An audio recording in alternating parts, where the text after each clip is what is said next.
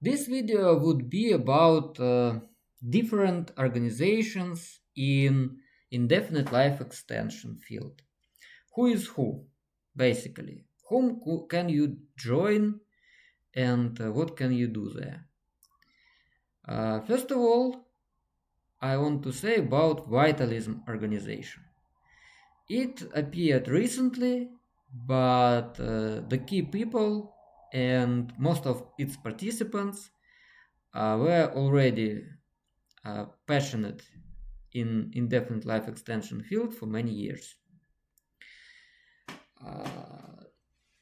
We have private Telegram chat, English speaking chat, and you can join it if you go to website vitalism.io/mobilize. It costs like about $40 per month, and most of people who are in Vitalism organization pay it. When I say most, I mean that there is also possibility to pay less than $40 a month. You can choose it during your registration. So there are a few hundred people there in private chat, and that means that total sum is at the order of magnitude of $10,000 per month or $100,000 per year, which is a quite significant sum. In one of previous videos, I told about what can be done with different sums of money, and I mentioned that with 20,000 euros we could try to get one of our people elected in Köln City Council in September 2025, and with about 200,000 euros we can try to elect one of our people, not just one of our people, but many our people, like to have a fraction of about 5% of members in Berlin land elections. So it is possible with amount of money that Vitalists raise. Even as donations from its members, because there might be also another sources of donations. And if we talk about a level higher, which we all would love to participate in, I mean, German federal elections, we need about like maybe $4 million.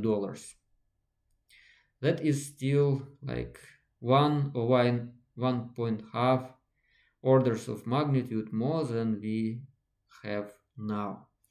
But Vitalism organization grows very fast. I mean, of course, not fast enough, because any velocity is not fast enough. But at one time, like once, I thought that it would grow like this. I mean, with plateau. But still there is no plateau, and that fact, I'm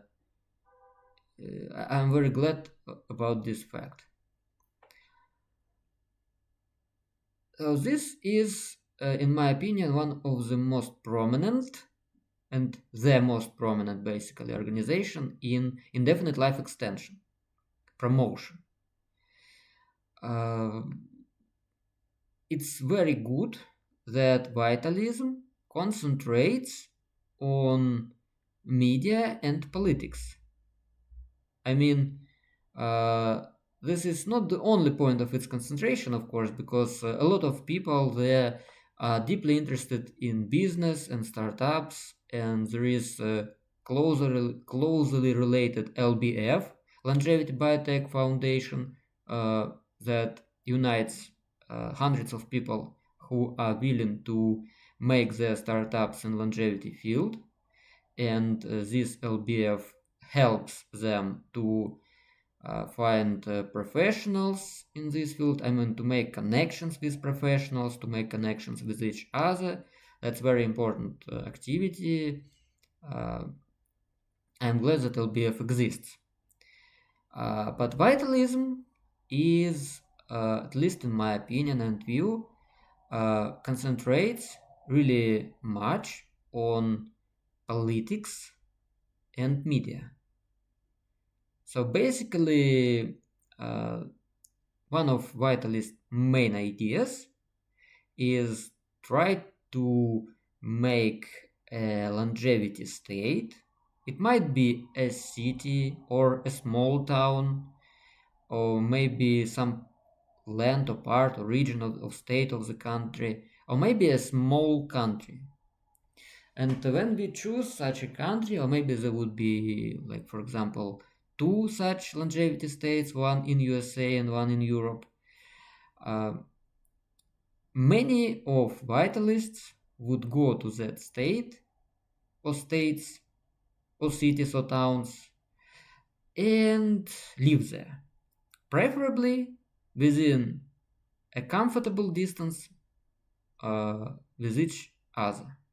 So that, for example, it doesn't necessarily means that we would live in the same multi-apartment house, but even if the distance between us would be like within 2 kilometers or 1 kilometer, it's like very comfortable to go by foot within like 10 or 20 minutes. And the idea is that it would help us immensely in organizing our movement, in creating an atmosphere of immersion into our ideas, and we would like influence ourselves, because when people who want to live indefinitely alone live in community of people who like don't really care, it demotivates many people. They often begin to think about different other things which are not that important considered to compared to our case. But okay, so the idea is basically that we would live in a comfortable distance from each other and reinforce our passionate activism, and we would be more effective. We would spend more proportion of our time trying to improve our society, to influence our society in direction of paying more money to life extension research, aging research, cancer research, and so on.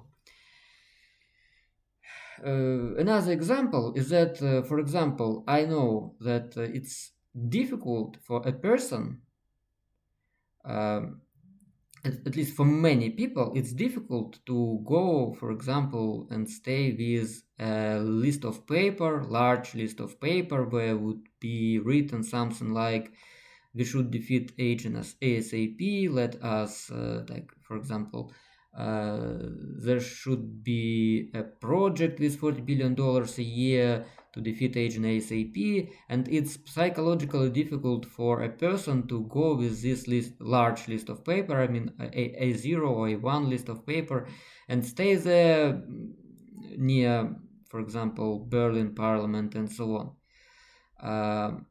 But when or for example, try to ask people on the street how many years they would like to live, to make some statistics on that point. But when there are many people living together, I mean not really together, but close to one another, it's much easier. We form an environment where our ideas are not suppressed, not hindered, at least, not explicitly, but implicitly. but on the contrary, it's reinforced by each other. That might work, I think. That might help to improve our presence. And also, for example, let us suppose that, say, 50 people, uh, passionate people, go to, for example, city Köln or Berlin. Uh, they all have some resources. They all can uh, uh, donate money to political campaign. They all can do many things. It mustn't be like Berlin. We haven't yet decided which longevity city or state is best. Maybe it would be Montenegro. Maybe it would be state Vermont in USA. And basically, what we are willing to do is to concentrate our efforts on that place and try, of course, not to win. Like, I don't know, maybe some people really want to win elections there. It's also a thing. But at least have like 5% votes in that region and overcome electoral threshold and um, try to lobby our position within legislative body of that region, like be it land parliament or even federal parliament, or maybe just city council, for example, of Köln. So that's about vitalism. Uh, there are a lot of other organizations. For example, in USA, there is USTP, United States Transhumanist Party. They are kind of famous because their members uh, even ran for president office. Of course, they had no chances, but they used this idea to popularize to promote our ideas. It's Zoltan Istvan and two other people, I don't remember their names. Uh, and there is another very important party, German Rejuvenation Party. I just forgot about it, firstly, and I think I should have put it just after Vitalism, or even before Vitalism in the first place, because those are actually people who participated actively in many German elections, including federal one, for already like about 10 years or so. And they got 0.5% in Berlin. They got like uh, similar percentage in some other lands, but just about maybe 0.2% in the federal elections of Germany. But this fact is not disappointing, not really disappointing, because there are not so many activists in this party. I mean, their leader Felix Wert is very passionate person who basically devoted all his life to this case and this party. And there are a few other activists who are also passionate. But even our chat, perhaps Russian-speaking Telegram chat, has more resources, more people, and all this party, at least if we speak about activists, real passionate people. So I think that this kind of result, like 1.5% in Berlin, for this party is a very strong and good result. And what I think is that we, like both our Russian speaking Telegram chats and English speaking different groups, must go and help German Rejuvenation political party to reach better results, to reach electoral threshold, to win 5% votes at German federal election, and so on. I think it's totally doable. For example, Aubrey de Grey once raised $28 million for his experiments. And my estimate is that we need about $5 million, which is like almost 6 times less, to win. No, not win, I mean to get 5% on German federal elections and go to parliament and have there about 35 or 40 members of German federal parliament who would promote our ideas. And of course, we would be willing to go for coalition in return for somewhat better funding of agent science. When I say somewhat better funding, I hope to mean like $40 billion per year. I mean, we would see how it would happen. But anyway, there are other possibilities to make large impact with help of German Rejuvenation Party.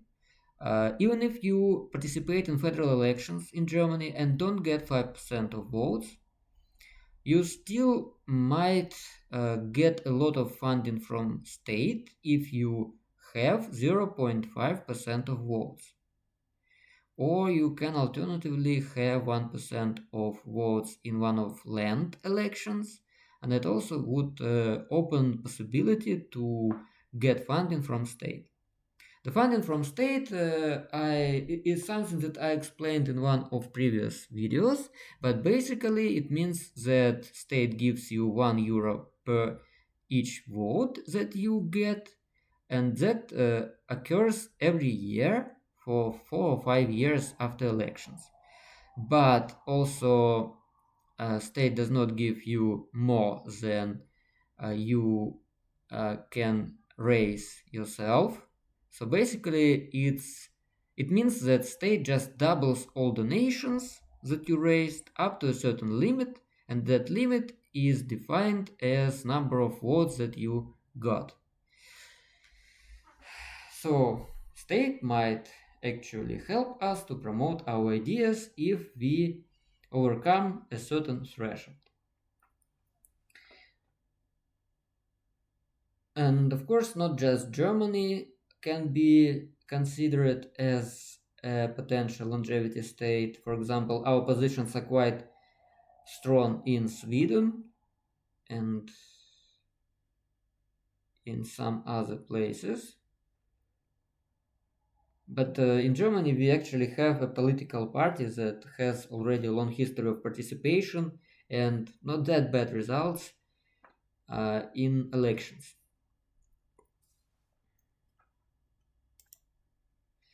So I have covered 3 organizations. It's Vitalism, it's USTP, United States Transhumanist Party, and Rejuvenation Party in Germany. Now it's time to cover Russian-speaking organizations, and there are many of them. But the most prominent organizations are like, first, it's kind of a little bit vague, maybe, organization about Mikhail Batin. He is a big leader in Russian-speaking community of indefinite life extension supporters, and his organization is called Open Longevity. He was a millionaire who had like I don't know exactly how much, but say like 5, maybe a little bit more $1 million, and he spent most of this money to promote our ideas. And that's a heroic feat that must be appreciated, and I think it would be in the books, textbooks on history in future generations. Unfortunately, there were not so many results as we would like to see with $5 million. I mean, I estimated that getting 5% votes in Germany is something that requires about €4 million. And we don't have it. Why it's a separate question.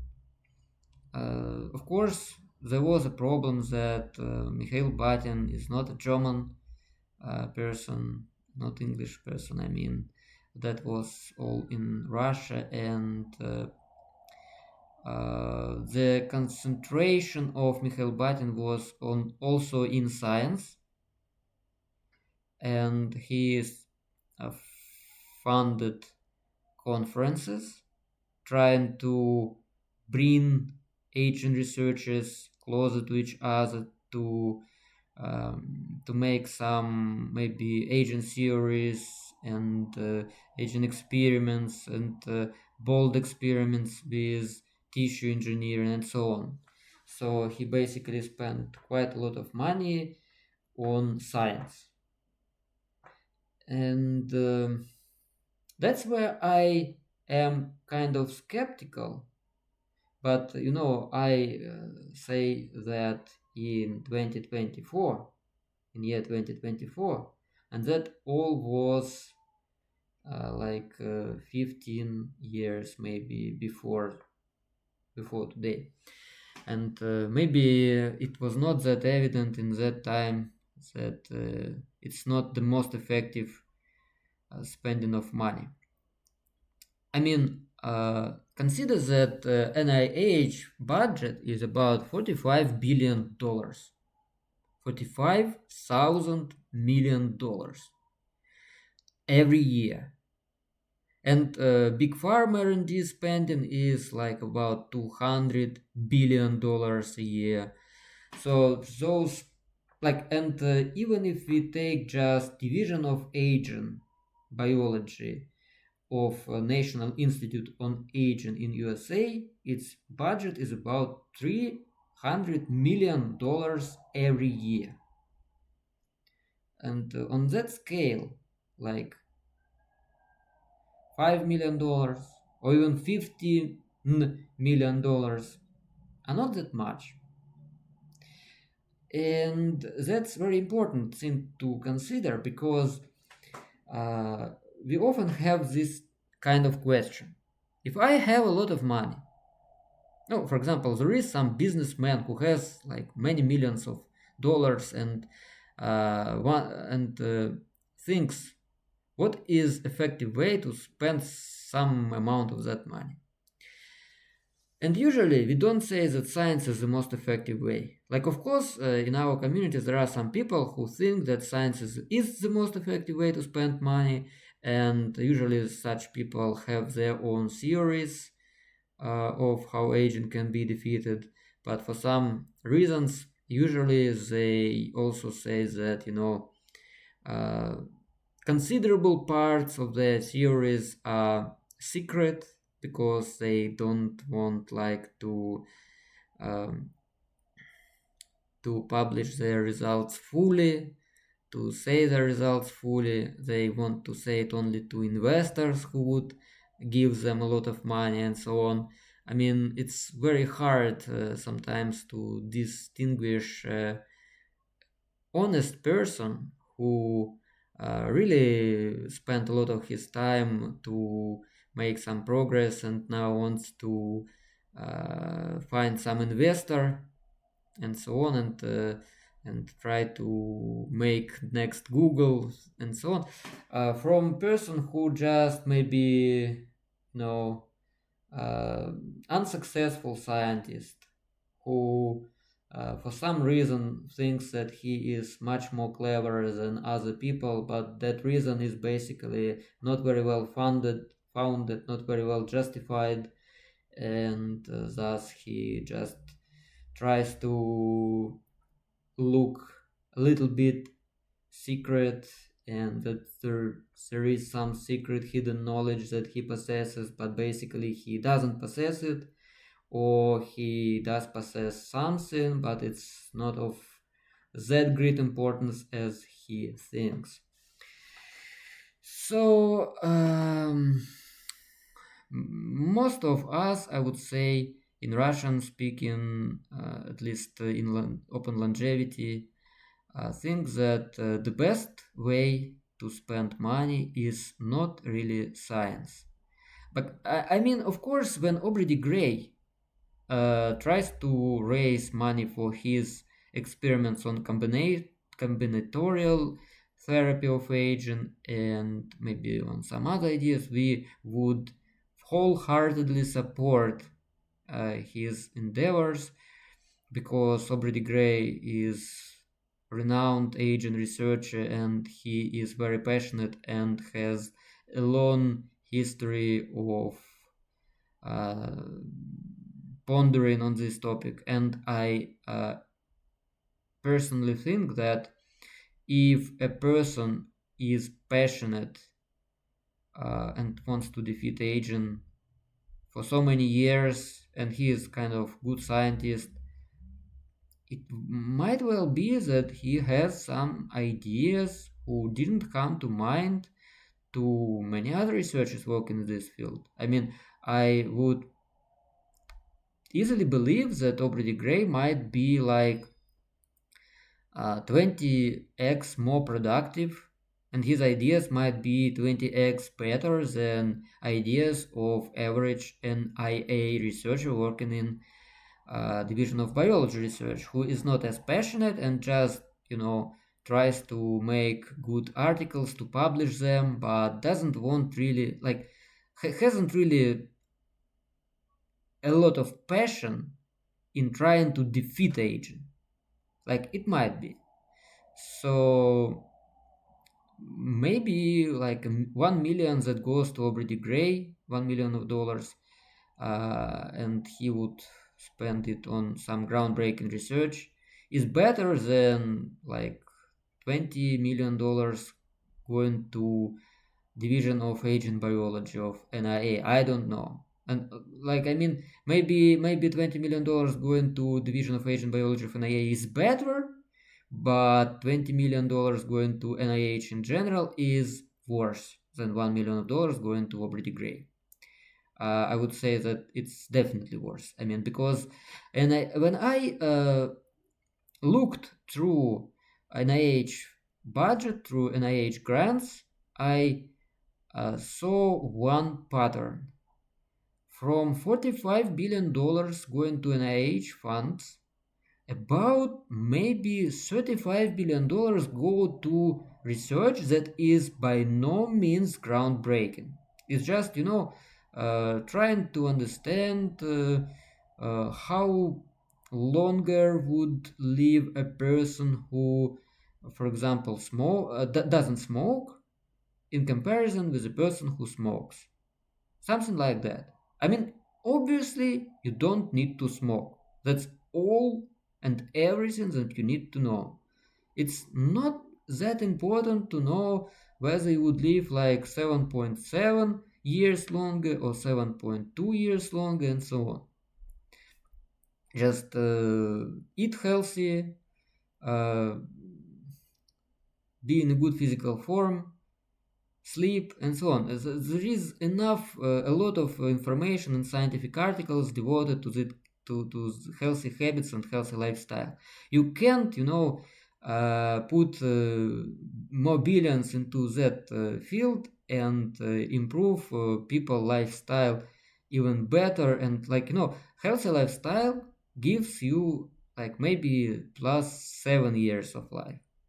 It also depends on with whom you compare. If you compare with people who have very bad lifestyle, who basically sit all day long in their chairs and don't have even 2,000 steps a day, and they, don't go to gym, don't run, they eat burgers for breakfast, lunch, and all day long, supper.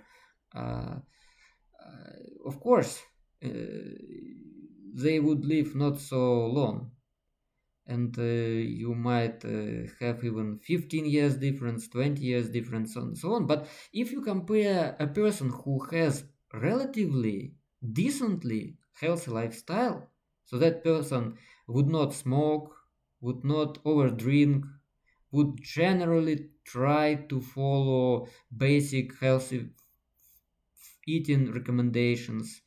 Maybe sometimes he would eat some unhealthy food, but generally he would eat healthy food.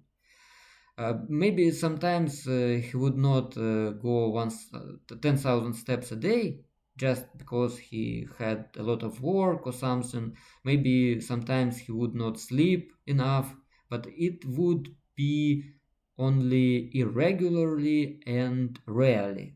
And if we compare that person, this person who follows the best recommendations on healthy lifestyle, the difference would be not that great. It might be, yeah, it is great, of course. It's like I would estimate it like as 5 to maybe 8 years of life, and it's very much because it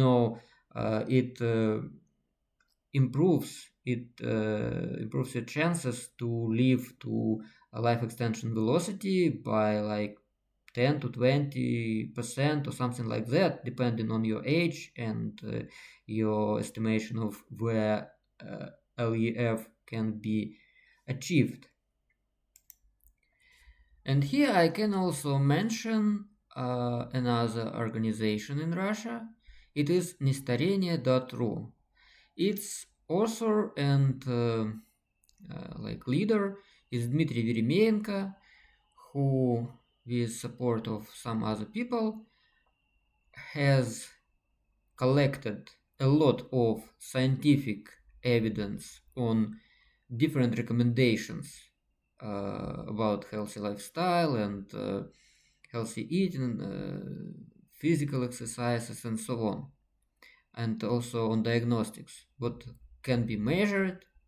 What should be measured if you don't have enough money, if you possess only a limited amount of resources? And it has no, I mean, this website has a lot of website pages with recommendations, and for every recommendation usually there are like um, five dozens or 100 links to PubMed. So it's always well backed up with specific scientific articles. Dmitry Veremenko is a very passionate person. I mean, of course, many of his website pages on website uh, could and should be improved next, but they are already of quite good quality. And I don't even know of comparable English speaking resources, and I think that we all would uh, benefit greatly from translating this nestarenie.ru website to English language and other languages. Uh, there are actually some people who also have quite good combination of um, recommendations. I would talk about them in some of my next videos. So, what other organizations do we have? In Russia, we have also two cryonics organizations. One, they were combined in past. It's Cryer Rus, so it's situated in Moscow, and I mean at least their main office is situated in Moscow, and they operate already for about like 15 years or maybe 20 years or so. That's interesting because only maybe two cryonic organizations in United States were founded earlier. That's Alcor and Cryonics Institute, maybe. I mean, Alcor was founded and performed their first cryopreservation in about like 1954 or something like that. So it's like already exists for maybe 70 years. And Cryorus exists for just about like 20 years or so, but it is first and up to date most successful cryonics organization in Eurasia. And it's kind of very interesting because for some reason, people in Europe, in Germany, in Switzerland, in UK and other countries, in France, for some reason they could not make a functioning large cryonics organization up to like a few years ago. Yeah, now we have in Germany Tomorrow Bio, that is prospective, interesting organization that also starts to cryonically preserve, and I wish them good luck with that. It's very good. It's great that they started to perform cryopreservation. By the way, if we speak about cryonics, I've heard about two free options to cryonically preserve your brain. One is somewhere in Oregon, and you sign a contract that you allow them to get some slices of your brain in, maybe like they are not large, and most likely, like, they would not decrease your chances to be revived and returned back to life, because even when a person gets concussion or a small stroke, they, or at least we assume that they stay the same people, and during these events you uh, lose even more than they take from you in the form of these slices. I'm not sure why they do this, but probably because in USA it's maybe too expensive. It might be too expensive to experiment with brains of people. I don't know why, but it's just my hypothesis. Maybe so. And so it's cheaper for them to sign that kind of contract and get your slice of your brain a little bit to make the experiments on it. And there is also another one option, but in that, uh, I will tell you about that option in one of next videos. Right now I don't remember it. But the problem with these two options is, as I've heard, you must perform surgical operations with help of some cryonics organization, and what they promise you is just storage. So they don't need to deal with surgical operations, with some kinds of procedures to prepare these cryonics. So you need to make some efforts from your side as well. Probably with help of some of already existing cryonics organizations. And there is another cryonics organization in Russia. In Russia, it's called Open Cryonics. It's consisted of some people who were disagreed with Cryarus owner, current de facto owner, Valeria Udalova, and they disagreed with some of her actions and started their own cryonics organization. And they possess ability to, and knowledge and know-how and so on, to cryonically preserve people. They built their organization. It's also very nice. So there is a surge recently in number of cryonics organizations all over the world, and there is also a growing cryonics organization in China. I don't know much about that, but if you are in China, you can try to search for possibilities. What other kinds of organizations in indefinite life extension field we have? There is International Longevity Alliance. It is consisted of many organizations from different countries that support our values and try to make something about it. In many cases, unfortunately, it's mostly about discussing scientific news, thinking what can be done. But just like with our Russian-speaking Telegram chat, where most of discussion is just like there is not spammy. I mean, in Russian language there is word flood, and it's kind of has some connotations related to English word flood as well, like deluge of messages, not very practical, just talking with each other. I mean, it's much better when we have working groups. And actually, some of us, also in Russian-speaking Telegram chats, have working groups related to politics, related to some startups, and so on. What else can be said? Apart from ILA, International Longevity Alliance, there is also Lifespan.io. They have their own YouTube channel that they have bought. It has about like a few 100,000 subscribers, if I'm not mistaken. That's great. Unfortunately, most of these videos are still about like just scientific popular things, but not about our ideas. But anyway, they do have some videos about our ideas, and that's great.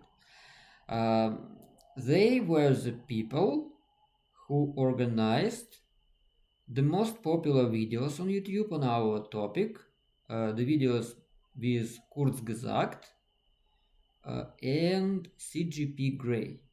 Both videos had about like 7 or 8 million views each, and these videos are relatively good, but there is a problem with our videos. I have Wikipedia on aging, wiki.aging, and there is a list of most viewed YouTube videos on indefinite life extension.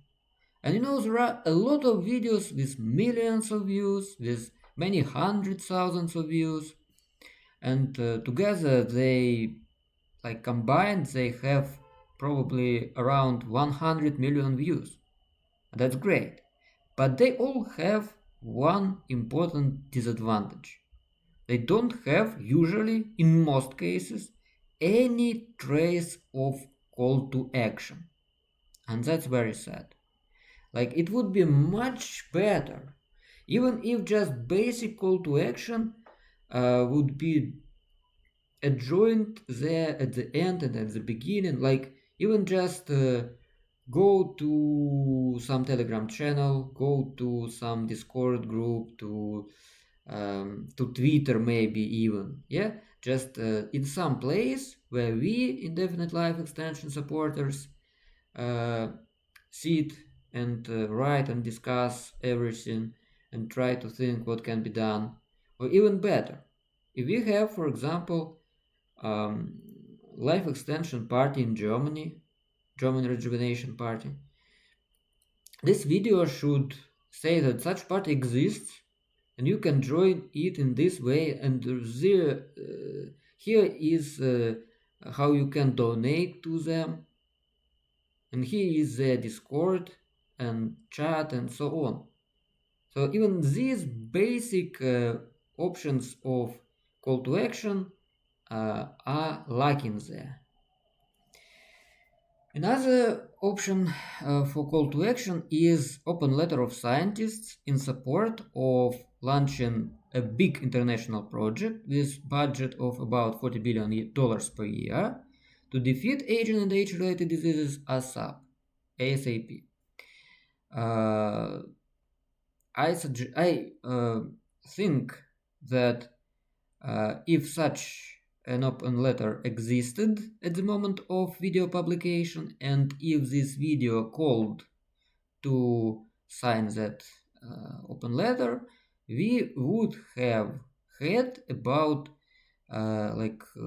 thousands, tens of thousands, maybe even more signatures of people in support of that open letter. And we probably would have also hundreds of experts, additional experts, who would sign that open letter. And I think that the idea with open letter has potential for virality. I mean, it's consider what do we have now. Some people say that aging can be defeated. And what usual person thinks when he hears that? You know, consider two universes. In one universe, it's real to defeat age and age-related diseases in like 30 years. And in another universe, it's real only in 300 years. In one, 30 years, in another, in second, within 300 years. So everyone who lives now is gonna die. And try to compare amount of passionate passionate scientists who are always speaking about necessity to defeat aging and death and diseases ASAP within our lifetimes and so on. Let us consider the first universe. Let us consider the second universe where it's possible only in 300 years. Would you expect to find no such scientists like Aubrey de Grey in that universe? No, I mean, why not? Some scientists would still be overly optimistic and overconfident and thinking that defeating aging within our lifetimes is possible. You know, throughout human history, there were many people, emperors, tsars, kings, who thought and believed that defeating aging within their lifetime might be possible. And one Chinese emperor is believed to kill a lot of wise men just because they didn't deliver the recipe for immortality for him. And even the first hero of stories, Gilgamesh, searched for immortality recipe. And many alchemists also tried to find elixir of youth. Of course, even in such universe where defeat of aging and diseases is possible just in 300 years from now, there would be some Aubrey de Greys. The problem is, of course, this yes, and in another universe where it's really possible to defeat aging and diseases within 30 years, or 50 years, or 80 years, there would be probably like hundreds, thousands of Aubrey de Greys, of Aubrey de Grey-like people, passionately trying to convince other scientists, politicians, businessmen that it's possible and it should be our top priority. Of course, such a thought experiment is not what every person makes in their head when they listen about Aubrey de Grey and so on, but it people do it intuitively, not that explicitly as I have done it before right now, but implicitly. They all have heard about a lot of different PhDs who tried to convince them in some magical stem cells recipe, some snake oils, and so on. And 100% of time, they failed to deliver their promises, to live up to their promises. So it gives people reasons not to believe to Aubrey de Grey and other reasonable people who say that it must be stopped and that should be top priority and that it's possible. It gives people reason not to believe them that easily. And that's the problem. And to solve this problem, I mean, people do not believe just one person who says something. Like Aubrey Gray says, like, we might reach life extension velocity within, I don't remember exactly, like 15 years or 12 or 20 years with 50% possibility. Okay, but that's just opinion of one person. If this is what really is, why just one person says that? Why we don't have like hundreds of scientists advocating about that? Isn't it more probable that Aubrey Gray is just, by his nature, overly overconfident, over optimistic, and so on, too enthusiastic in a good way, but anyway. So people think in this way. And the problem is that most of biologists do not say that, yes, we should do that. It should be top priority. We should give like extra $40 billion per year for that case or even more. And $40 billion per year is just about like, it's even less than 1% of USA budget. It's totally doable. If only there would be a will. Like, if there is a will, there is a way. For example, President Nixon started war on cancer about 50 years ago with much less evidence that this could be finished within a lifetime of generations that lived in that time. But they strived to defeat cancer. So should we. What other organizations do we have? There is a bunch of other organizations. For example, if we speak about Russia, not that prominent as... we have also Russian Transhumanist Movement. Also interesting organization. They are kind of very closely related to cryo-Rus and open cryonics, but a little bit distinct from them.